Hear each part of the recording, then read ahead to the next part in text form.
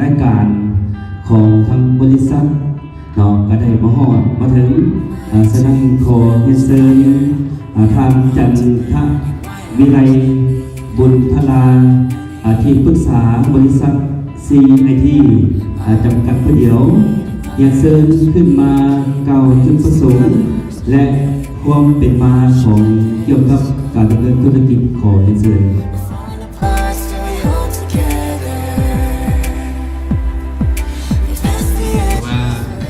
เป็นงานแบบครอบครัวเนาะถือว่าผมเป็นงานเป็นทางการหนึ่งเนาะแต่ว่าวันนี้ข้าพเจ้าก็รู้สึกเป็นเกียรติเนาะในฐานะที่ทางบริษัทเราเนาะมีเกียรติทุกท่านเนาะแต่ว่าก็หนึ่งข้าพเจ้าก็ขอเรียนท่านแก่และท่านเจ้าต้นเนาะคณะรับผิดชอบตลาด